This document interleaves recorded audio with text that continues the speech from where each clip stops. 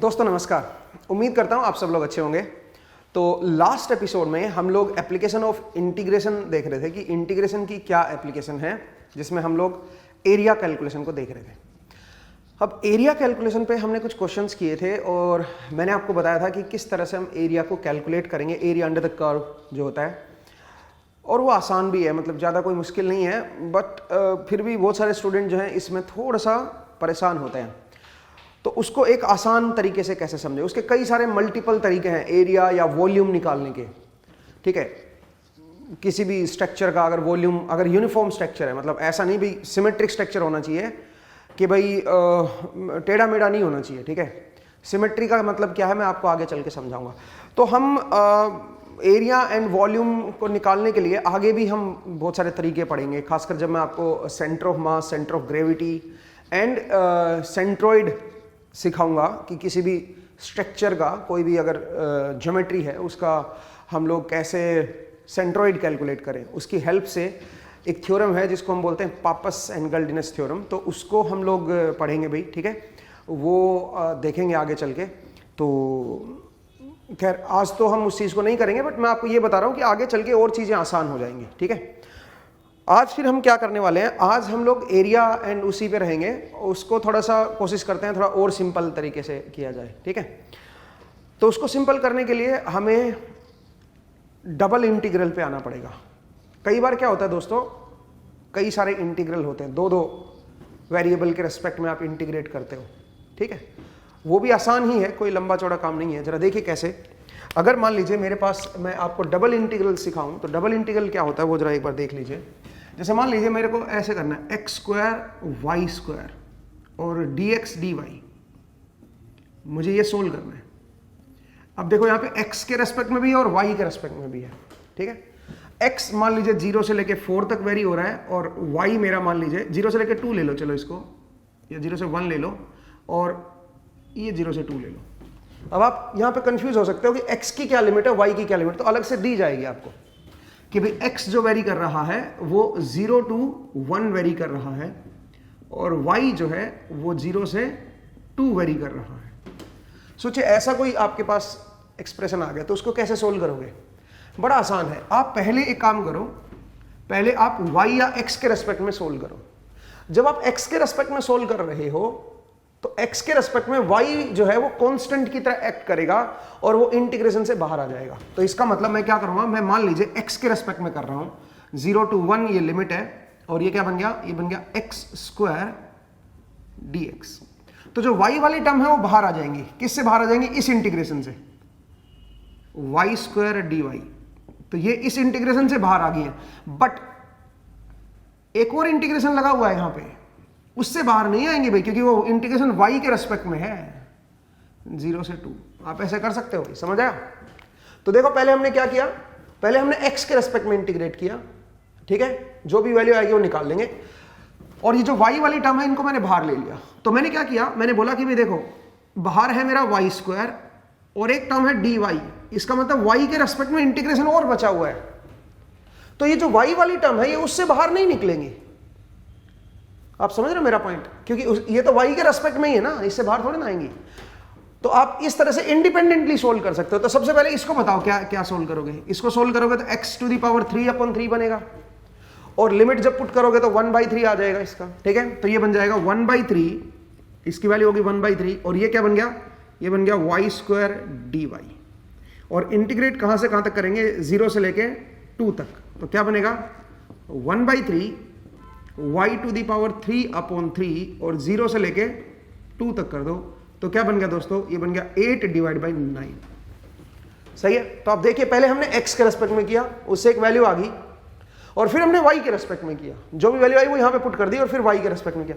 तो आसान कहानी, इसको कैसे भी समझ सकते हो आप। कुछ लोग बोलेंगे सर ऐसे क्यों लिख दिया, हम ऐसे अंदर dy लिख देते यहाँ पे, वो एक ही बात है भाई, आप इसको निकाल लो, वो कॉन्स्टेंट बाहर आ जाएगा, फिर वाई स्क्वायर डी वाई ही बचना है यहाँ पे। ठीक है, और पहले चाहे वैसे y के रेस्पेक्ट में कर दो, बाद में आप x के रेस्पेक्ट में कर देना।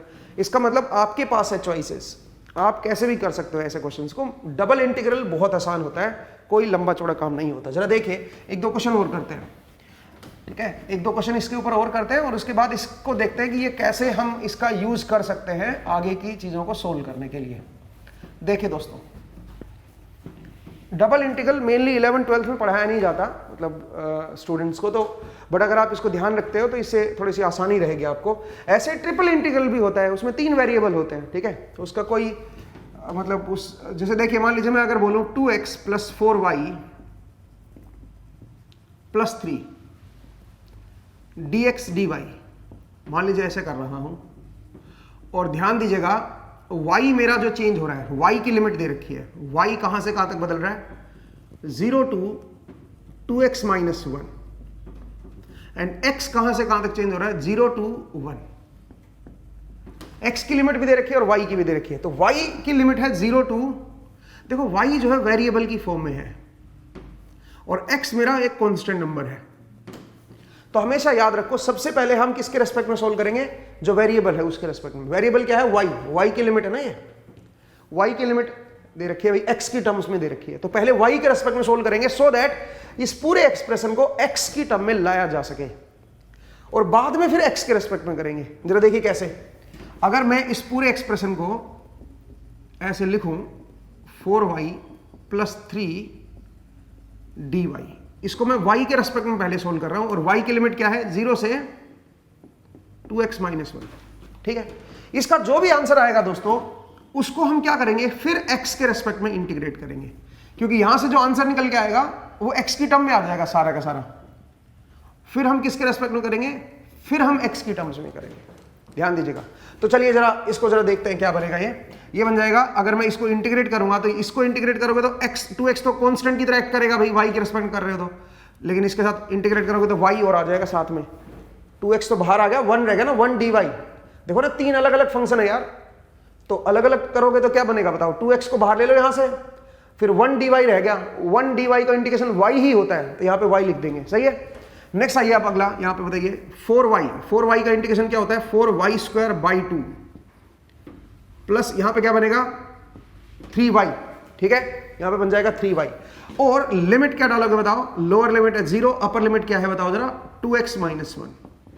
ये तो पहले मैंने y के रेस्पेक्ट में किया है दोस्तों, ठीक है, और इसके साथ फिर अब क्या लगाना है, dx, और इंटीग्रेशन क्या हो जाएगा 0 से लेके 1 तक।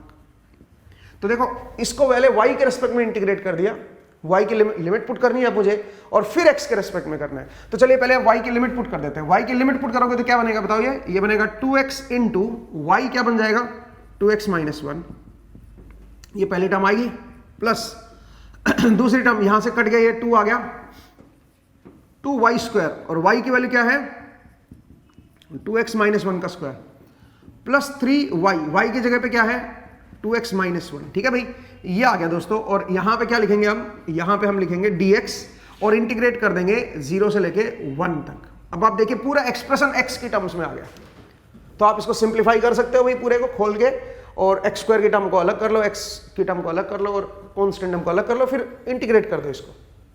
तो मुझे लगता है ये बहुत आसान हो गया अब आपके लिए। तो चलिए अगर मैं इसको फर्दर लिखूं तो देखो ये क्या बनेगा, 0 से 1, ये बन जाएगा 4x² - 2x प्लस 2 इंटू, ये बनेगा 4x² + 1 - 4x, मैंने स्क्वायर को खोल दिया भाई, प्लस 6x - 3, और इसके साथ क्या आ जाएगा dx, ठीक है। अब जरा देखो ये पूरी x², ये क्वाड्रेटिक फंक्शन बन गया भाई, ठीक है, तो इसको आप फर्दर लिख लीजिए, और फर्दर इसको आगे आप, मुझे लगता है इजी है आप सोल्व करना इसको। तो आप देखिए ऐसे क्वेश्चन को कैसे सोल्व करेंगे। कई बार जो है एक वेरिएबल की लिमिट जो है वो वेरिएबल ही होती है, जैसे y जो वेरिएबल है उसकी लिमिट जो है वेरिएबल की फॉर्म में है, तो पहले उसको सोल्व करेंगे भाई, उसको सोल्व, और वो x की टर्म में दे रखी है। उसको सोल्व करने का ये बेनिफिट होता है कि पूरा फंक्शन फिर x की टर्म में आ जाएगा, और फिर x वाला जो कांस्टेंट जिसकी लिमिट दे रखी है उसके रेस्पेक्ट में सोल्व करो, तो उससे एक कांस्टेंट नंबर हमारे पास आ जाएगा। मुझे उम्मीद है आपको ये समझ आया कि कैसे इसको हम सोल्व करेंगे, ठीक है। चलिए आगे बढ़ते हैं, मतलब इसके कांस्टेंट नंबर जो इससे जो निकलेगा वो हम कैसे निकालेंगे। अब थोड़ा सा और आगे चलते हैं। मान लीजिए मैं आपसे ये बोलूं कि भाई मेरे को ऐसा दे रखा है r sin theta d theta dr, और मैं इसको इंटीग्रेट कर रहा हूं, r की वैल्यू चेंज हो रही है 0 से लेके 2 तक, और थीटा चेंज हो रहा है π/2 से लेके पाई तक। मुझे इसको इंटीग्रेट करना है। तो मुझे लगता है ये तो बहुत ही मजाक हो गया यार। देखो आर भी कांस्टेंट लिमिट है और थीटा भी कांस्टेंट लिमिट है, तो पहले थीटा को इंडिपेंडेंटली सोल्व कर लो, फिर आर को इंडिपेंडेंटली सोल्व कर लो। और एक दूसरे के ऊपर डिपेंड तो कर नहीं रहे थीटा कि भाई थीटा की वैल्यू आर पे डिपेंड कर रही हो, ऐसा कुछ तो है नहीं। तो इसका मतलब आर के इंटीग्रेशन से थीटा वाला इंटीग्रेशन बाहर आ जाएगा। तो आप क्या करोगे, आप इसको ऐसे भी ले सकते हो, जरा देखो साइन थीटा डी थीटा, इसको इंडिपेंडेंटली सोल्व कर लो π/2 से लेके पाई तक, जो भी इसकी वैल्यू आएगी उसके साथ फिर आर डी आर, इसको इंडिपेंडेंटली सोल्व कर लो 0 से लेके 2 तक, और फिर मल्टीप्लाई कर दो दोनों को। सिंपल। ऐसे भी कर सकते हो, ठीक है, अलग अलग करके थीटा वाला अलग कर दो, आर वाला अलग कर दो, क्योंकि इंडिपेंडेंट है। जैसे सबसे पहला क्वेश्चन मैंने लिया था ना एक्स और वाई वाला, एक्स वाले वेरिएबल अलग कर दो, वाई वाले अलग कर दो, उनको सोल्व कर लो, उनमें कोई डिपेंडेंसी तो है नहीं, ठीक है। तो इस तरह से आप इसको सोल्व कर सकते हो। साइन थीटा का इंटीग्रेशन क्या बनेगा, माइनस कोस थीटा, ठीक है, π/2, और ऊपर वाला क्या है पाई, इनटू ये क्या बनेगा r²/2, 0 से लेके 2 तक। सही है भाई। तो इसको अलग से निकाल लो, इसकी वैल्यू अलग से निकाल लो। इसकी वैल्यू क्या बनेगी, upper limit minus lower limit करोगे तो 1 आएगा, और इसकी वैल्यू क्या बन जाएगी बताओ जरा, इसकी वैल्यू आ जाएगी 2। तो आंसर इज 2। तो सिंपल है दोस्तों, इस तरह से आप जो है इसको सोल्व कर सकते हो। मुझे उम्मीद है कि आपको ये समझ आया कि कैसे आप जो है इसको देखते हो। नेक्स्ट जरा देखिए, मैं इसको रब कर रहा हूं भाई। तो मैंने बताया डबल इंटीग्रल, ऐसे ही आप ट्रिपल इंटीग्रल भी कर सकते हो, 3 इंटीग्रल ले सकते हो, उसका कोई लिमिट नहीं है। सच बताओ तो कहीं तक भी जा सकते हो। जैसे देखिए अगर मैं बोलूं r² sine theta dr d theta d phi, ठीक है, और 3 लिमिट दे रखी है। फाई की लिमिट दे रखी है 0 से 2 पाई, 0 से 2 पाई फाई की लिमिट होगी। थीटा की लिमिट दे रखी है 0 to पाई, 0 to पाई, तो 0 से लेके पाई तक ये थीटा की लिमिट होगी। आर की लिमिट दे रखी है 0 to कैपिटल आर, सोचिए 0 से लेके कैपिटल आर तक आर की लिमिट दे दी। तो आप क्या करोगे, इंडिपेंडेंटली तीनों को सोल्व कर लो, एक दूसरे के ऊपर डिपेंड तो नहीं कर रहे। थीटा वाला अलग से निकाल लो, साइन थीटा डी थीटा, इसको अलग से कैलकुलेट कर लो भाई। डी फाई वाला अलग से कर लो, ठीक है, और r² dr वाला अलग से कर लो, ठीक है भाई, r² dr वाला अलग से कर लो। तो थीटा कहां से कहां तक वेरी करेगा, थीटा 0 से पाई, फाई 0 से 2 पाई, r 0 to कैपिटल आर, और तीनों को मल्टीप्लाई कर दो।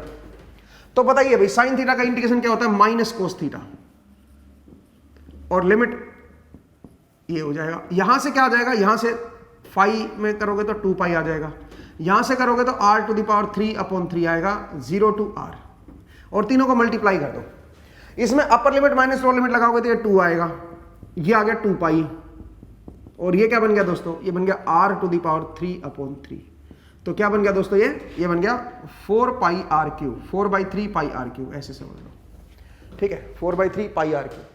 ये मेरे पास इसकी वैल्यू आ गई है। तो बड़ा आसान है, चाहे आपके 3 इंटीग्रल हो, चाहे 4 हो, चाहे 5 हो, आपको बस वेरिएबल सेपरेट कर लेने हैं भाई, ठीक है, क्योंकि ये इंडिपेंडेंट वेरिएबल है। आर वाला थीटा पे डिपेंड नहीं कर रहा, थीटा वाला आर पे डिपेंड नहीं कर रहा, या फाई पे डिपेंड नहीं कर रहा, तो उनको अलग अलग आप सोल्व कर सकते हो।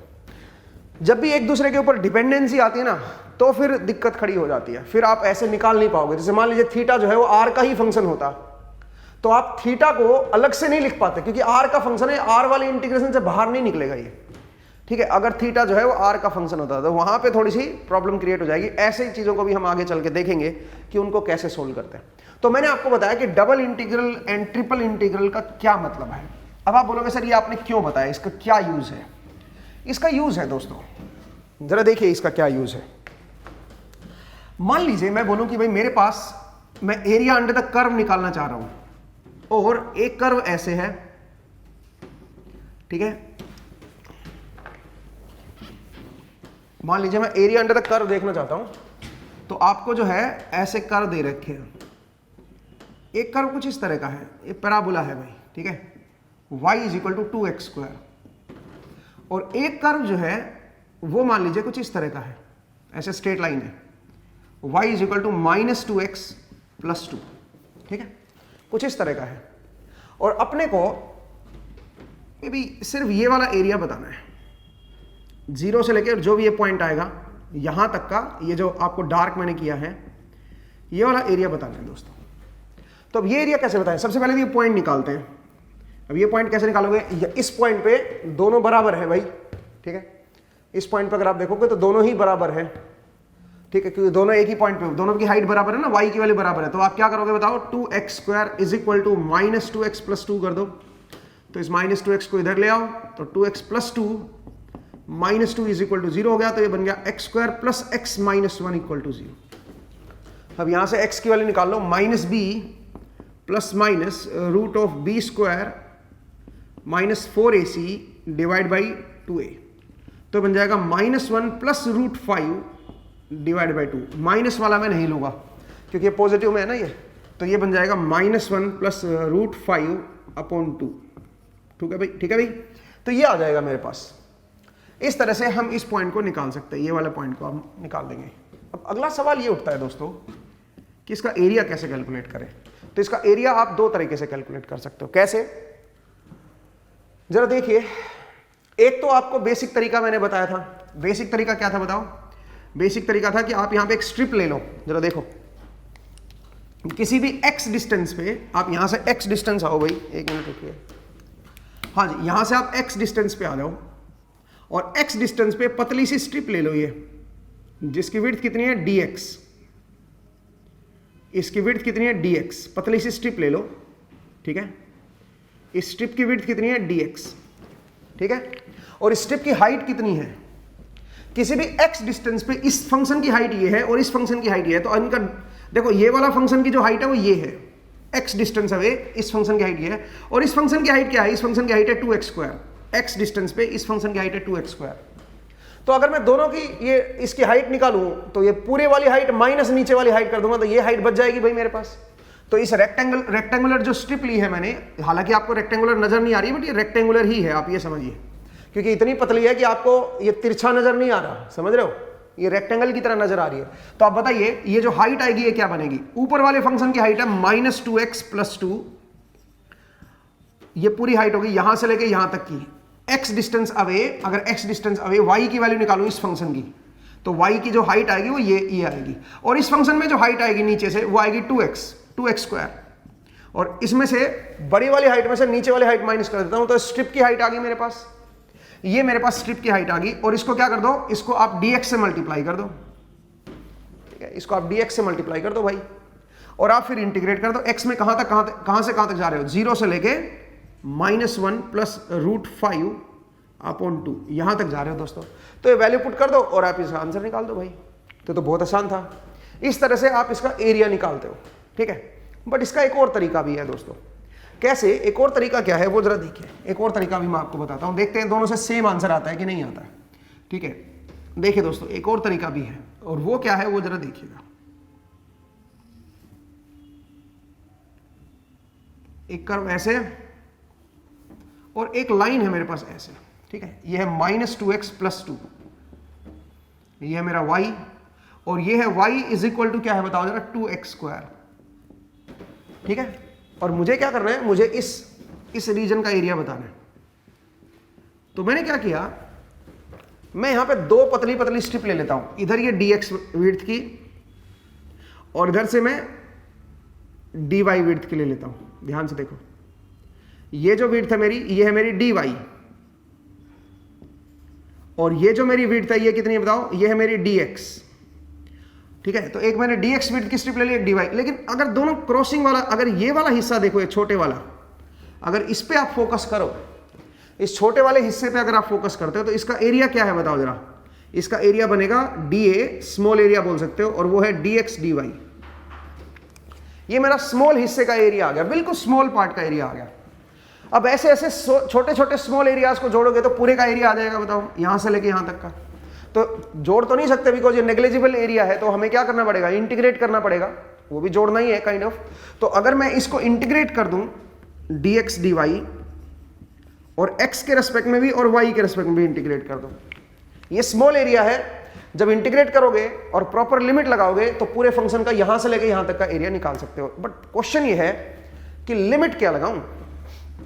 मुझे ये पता है कि x की वैल्यू 0 से कहां तक जा रही है, यहां तक, और ये पॉइंट कहां पे बताओ, ये है -1 प्लस √5/2। तो इसका मतलब x की लिमिट जो है वो मुझे पता है कि x कहां से कहां तक जा रहा है, y कहां से कहां तक जा रहा है। y तो बदल रहा है भाई, यहां पे अलग है, यहां पे अलग है, यहां पे अलग है, यहां पे, तो y की वैल्यू जो है हर एक x पे डिफरेंट है। तो एक काम करते हैं, y की लिमिट को वेरिएबल पुट कर देते हैं।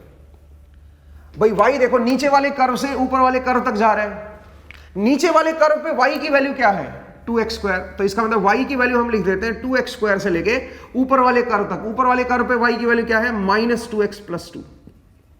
और x कहां से कहां तक मेरा बदल रहा है, x मेरा 0 से लेके -1 प्लस √5/2 तक। तो आप ध्यान से देखिए मैंने क्या किया है, मैंने लिमिट जो है एक वेरिएबल रखी है और एक कांस्टेंट लिमिट रखी है, क्योंकि मुझे तो अल्टीमेटली टोटल एरिया चाहिए।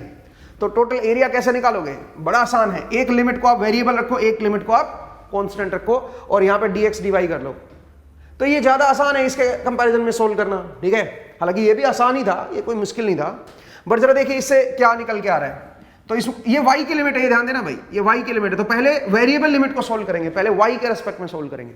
तो जब आप y के रेस्पेक्ट में सोल्व करोगे दोस्तों तो क्या बनेगा ये बताओ, x मेरा बाहर आ जाएगा, ठीक है, और y की वैल्यू क्या बनेगी बता सकते हो। y के रेस्पेक्ट में सोल्व करोगे तो dy है अकेला सिर्फ इंटीग्रेशन के अंदर, dy है तो dy का इंटीग्रेशन y ही होता है, और उसमें upper limit minus lower limit लगाओ, तो upper limit minus lower limit लगाओगे तो बनेगा -2x+2 -2x², और यहां पे आ जाएगा dx, और फिर x की लिमिट आ जाएगी 0 से लेके -1 प्लस √5/2, ठीक है। यहां से और यहां से देखो सेम ही आंसर आएगा, क्योंकि अल्टीमेटली ये भी उसी में कन्वर्ट हो गया, ये भी उसी में कन्वर्ट हो गया। आप बोलोगे सर इस पे आप क्यों इतना जोर लगा रहे हो, क्योंकि आगे चल के आप देखना कई बार आप इससे बहुत फास्ट कर लोगे इस मेथड से। स्मॉल एरिया लिख लो dx dy, दो वेरिएबल के रेस्पेक्ट में ले रहे हो, एक वेरिएबल की लिमिट को कांस्टेंट रखो। जैसे यहां पे देखो x 0 से लेके यहां तक जा रहा है, तो यहां पे वैल्यू मुझे x की पता है, तो ये मैंने कांस्टेंट लिमिट रख दी। y वेरी कर रही है ना, इस फंक्शन में y अलग अलग x पे अलग अलग है, और इस फंक्शन में भी y अलग अलग फंक्शन पे अलग अलग x पे अलग अलग है। तो इसका मतलब y को वेरिएबल रख देंगे, y की वैल्यू यहां से और यहां तक, इस कर्व से इस कर्व तक देखनी है अपने को।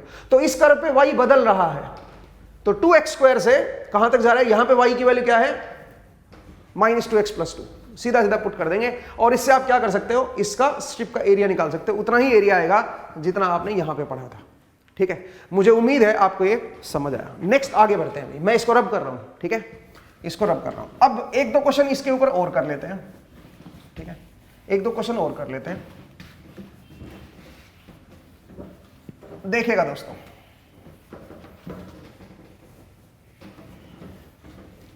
अगर मैं आपसे बोलूं कि भाई जरा देखिए, मेरे पास एक इस तरह का ये x है और ये y है, और एक कर्व मेरे पास इस तरह का है, ठीक है, y इज इक्वल टू क्या है, y is equal to x² है सोचिए, और एक लाइन ऐसे है, ये लाइन है y is equal to may be -2x -4, -2x -4, या -2x -1, नहीं -2x +1 लेना पड़ेगा भाई। फिर एक मिनट रुकिए, -2x +1 लेना पड़ेगा, या मैं कुछ और ले सकता हूं क्या, चलिए कुछ ले लो, -2x +2 ही ले लो, कोई दिक्कत नहीं है, ठीक है।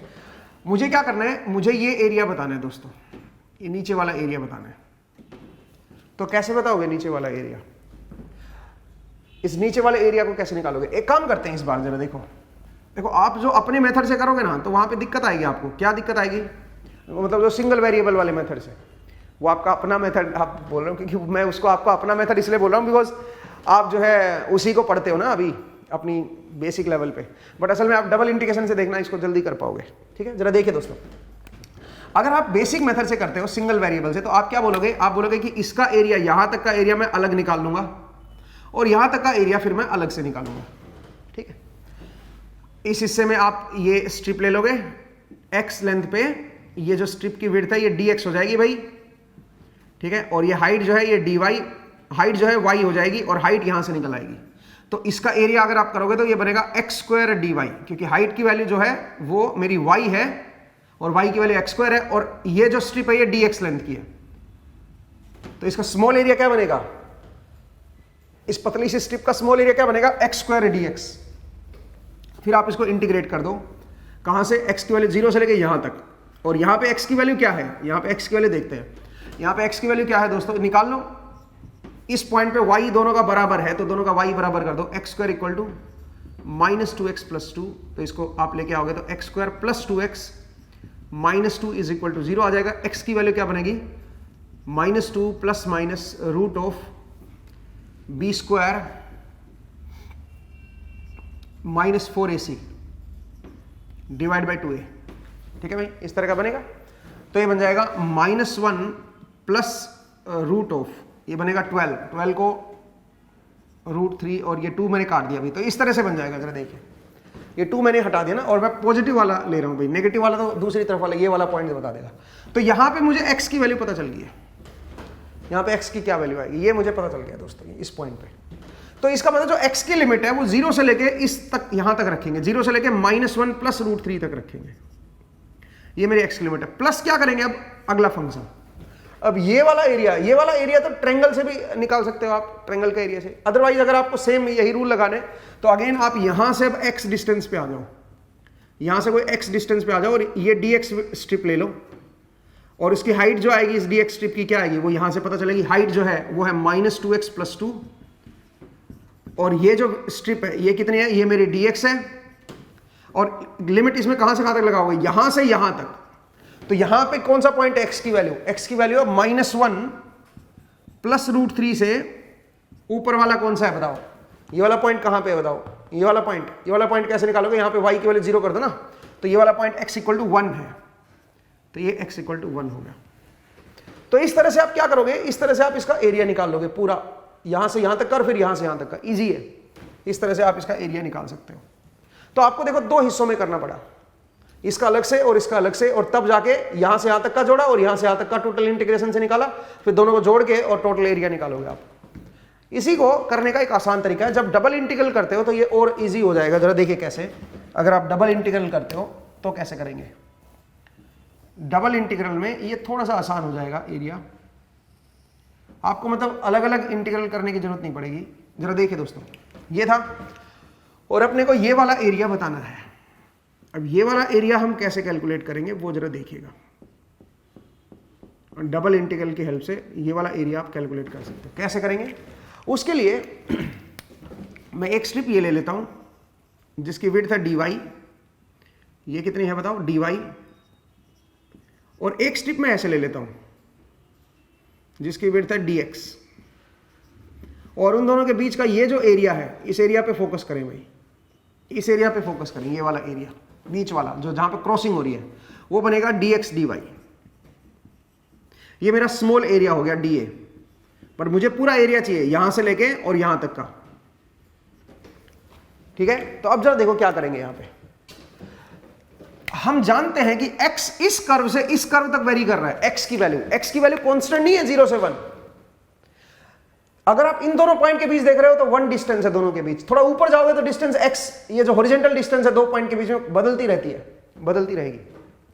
तो इसका मतलब x की लिमिट हम वेरिएबल रखेंगे यहां पे, क्योंकि x मेरा एक पॉइंट से दूसरे पॉइंट पे जा रहे हो, तो एक पॉइंट से दूसरे पॉइंट पे जाओगे तो जितना आप हाइट पे होगे उतना आपकी डिस्टेंस x में हॉरिजॉन्टल डिस्टेंस बदलती रहेगी।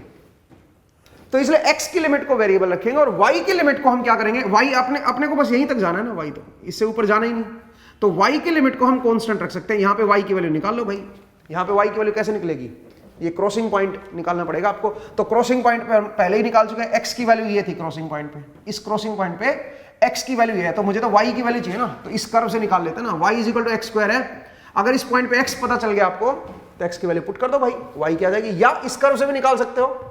अगर आपको इस कर्व की इस पॉइंट पे x की वैल्यू पता चल गई तो x पुट कर दो, y की वैल्यू आ जाएगी। तो अगर मैं पुट करूंगा तो y की वैल्यू क्या आएगी, -2, बोलिए x की वैल्यू पुट कर देते हैं, -1 + √3 + 2, तो क्या बन जाएगा दोस्तों, ये बन जाएगा 4 - 2√3, 4 - 2√3। ठीक है भाई, ये मेरे पास y की वैल्यू आ गई है, आप देख सकते हो। तो यहां पे मेरे पास 4 - 2√3 y की वैल्यू आ गई है। तो अगर मैं इसकी लिमिट लगाऊंगा अब, तो लिमिट कहां से कहां तक लगेगी बताओ, dx dy। तो देखो y में तो आप क्या कर रहे हो, कांस्टेंट जा रहे हो, y में तो 0 से लेकर यहीं तक जा रहे हो, इससे ऊपर नहीं जा रहे हो। बट x की जो है वो वेरी कर रही है भाई, x में मेरी वैल्यू वेरी कर रही है। तो x में इस फंक्शन से आप इस फंक्शन तक जा रहे हो।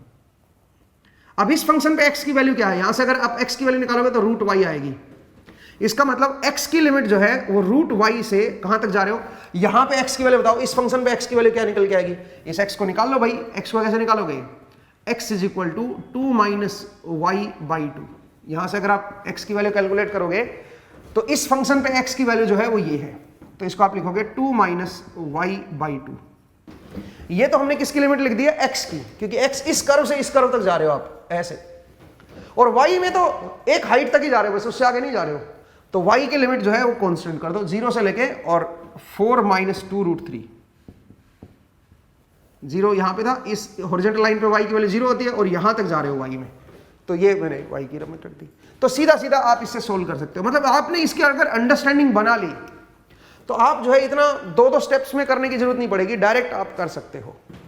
ठीक है, चलिए और जरा देखते हैं डबल इंटीग्रल को। मैं इसको रब कर रहा हूं भाई, ठीक है, डबल इंटीग्रल को थोड़ा और देखते हैं। देखिए दोस्तों कैसे हम डबल इंटीग्रल को पढ़ेंगे। एक दो तीन पॉइंट आपको बताता हूं मैं, 2-3 पॉइंट आपको मैं बताता हूं। देखिए दोस्तों, अगर मान लीजिए कोई सिलेंडर है, कोई सिलेंड्रिकल शेप है इस तरह की,